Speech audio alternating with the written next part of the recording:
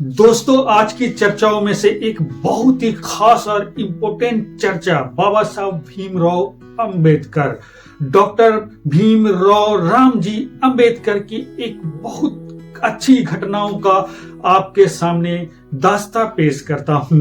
बाबा साहब भीमराव अंबेडकर जब लंदन से अपनी पढ़ाई बैरिस्टर की लॉ की पढ़ाई पढ़कर आए इंडिया, तो उस वक्त उन्होंने अपना प्रैक्टिस करने चाहा। तो उन्होंने एक जगह कचहरी में गए और वहां पर अपना जगह ढूंढने की कोशिश की। जैसे सबका ठिया होता है अपना अपना कचहरी में सब वकीलों का, तो ये भी अपना ठिया ढूंढ रहे थे। जब अंदर गए कचहरी में तो कचहरी के सारे वकीलों ने देखने लगे उसे गौर से, क्या आ गए बाबा साहब महार जाति के दलितों के मसीहा बाबा साहब को बहुत नीच निगाहों से लोग देखते थे। देखते देखते एक वकील ने बोला, बाबा साहब आप तो बहुत ही बड़े पढ़े लिखे हैं, आप तो बहुत महान इंसान हैं, आपका तो कहीं भी दुकान चल जाएगा। आप ऐसा करें, आप बाहर जाकर अपना एक ठिया लगा लें तो वहां आपका काम चल जाएगा। बाबा साहब कहें कि सही बोलते हो तुम, क्योंकि बाबा साहब गुस्साए नहीं, बहुत ही धैर्य के साथ और कहें ठीक बोलते हो, हमारा दुकान तो कहीं भी चल जाएगा।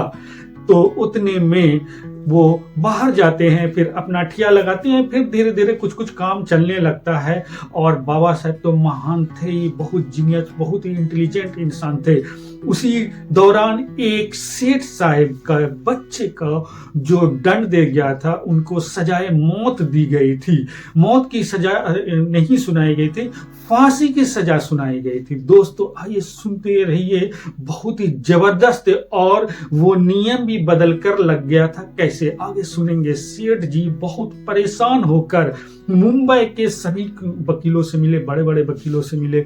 तब जाकर किसी ने कहा उन्हें कि आपका केस का कुछ नहीं हो सकता है, आप ऐसा करो कि वो बाहर में एक इंसान है डॉक्टर भीमराव अंबेडकर जी, बाबा साहब जो कि दलितों के मसीहा है, दलित जाति के हैं, जो उनसे मिलिए और आपका काम हो जाएगा। दूसरों को भी यकीन था कि वो कर देगा कुछ ना कुछ। वो सेठ साहब जाते हैं बाबा साहब के पास, बाबा साहब अंबेडकर से बोलते हैं सारी कहानी, आप मेरा केस लड़ लो, आप हमारे बच्चे को बचा लो किसी भी तरीका से। तो बाबा साहब बोलते सेठ जी को, आपने किसी और वकीलों को दिखाया था, मैं तो महार जाति का हूं, मैं दलित जाति का हूं, मुझे से अच्छे अच्छे वकील हैं, बड़े बड़े वकील हैं, उनको दिखाओ, आपका काम बन जाएगा। तब बोलते हैं सेठ जी, और उनकी पत्नी भी रहती है जो बच्चे को फांसी की सजा सुनाई गई थी, उनकी मां को बहुत ही दर्द हो रहा था ये सजा सुनकर। जब वो सेठ साहब बहुत रिक्वेस्ट किया बाबा साहब का कि आप केस लड़ो, मुझे उम्मीद है कि आप ये हल निकालोगे, कुछ न कुछ हल निकल जाएगा। तो उन्होंने कहा नहीं, जाइए आप किसी अच्छे बड़े वकील के पास। उनकी माँ फिर बोलती है लड़के की रोते हुए कि आप ही कुछ भी कर सकते हो, आप ही केस लड़ो।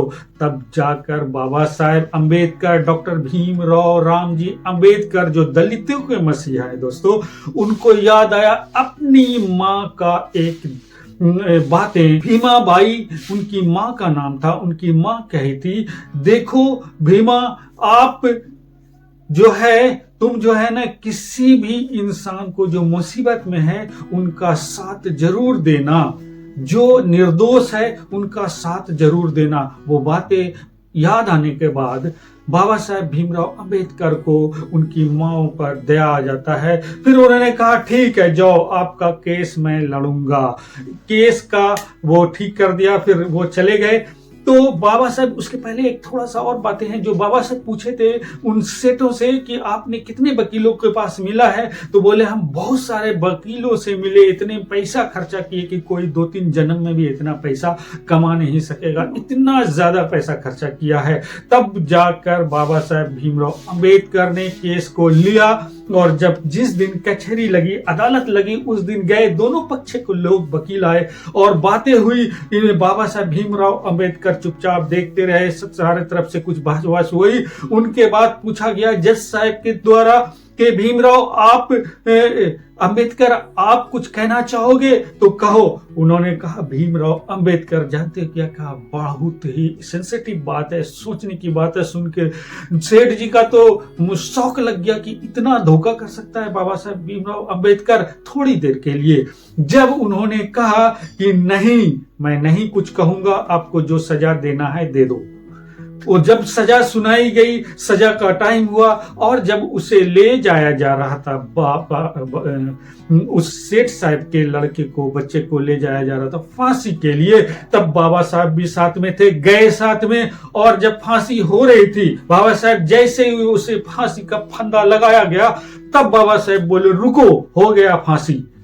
फांसी की सजा में सुनाई गई थी, इस लड़के को सिर्फ और सिर्फ फांसी होगी, उससे ज्यादा कुछ नहीं लिखा हुआ था। तो फांसी हो गई, अब इसे छोड़ो। जज साहब कहते हैं कि हाँ फांसी तो हो गई है, ठीक बात है। उस दिन से फिर नियम भी बदला दोस्तों। नियम ये बदला कि जब तक मृत्यु नहीं हो जाती है, फांसी, मौत तक फांसी लगी रहेगी, तब वो चीजें चेंज हुई। और सेठ साहब बहुत खुश हुए और वो बच्चा ले गया बहुत खुशी खुशी। तो बाबा साहब की इंटेलिजेंसी से, इनकी बुद्धि, माइंड सेट से सभी लोग हैरान हो गए। एक महान जाति का, जो कि एक संविधान निर्माता, संविधान जनक और जननी सभी कहते हैं, बड़े बड़े नेताओं, बड़े बड़े लोग कह चुके हैं, संविधान निर्माता, संविधान जनक और जननी, ये कहा था के.वी. राव सर ने। दोस्तों ऐसी ही घटना, इतनी दुख तकलीफ से बाबा साहब यहां तक आए थे। सुन रहे हो ना, ध्यान से सुनो और इस चीज को देखो कि शिक्षा से कैसे चेंज आता है। दलित को छूने नहीं दिया जाता है, बर्तन बासन ना पानी पीने देते हो। और सबसे बड़ी बात है कि देखते ही सब लोगों को पता नहीं करंट लग जाता है, क्या लग जाता है। उस वक्त बहुत ही बुरा हाल था और बाबा साहब उस बच्चे को मां तक पहुंचाते हैं।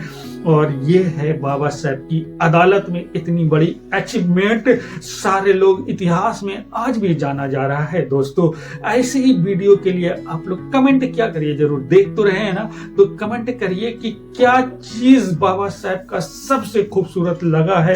हालांकि हर चीज ही खूबसूरत है, देश को इतना बड़ा संविधान दे दिया है बाबा साहब। इतना आज हम लोग जो संविधान के लिए ही, संविधान के वजह से ही सारे को इक्वालिटी, शिक्षा, बोलने की, सब चीज की आजादी मिली हुई है।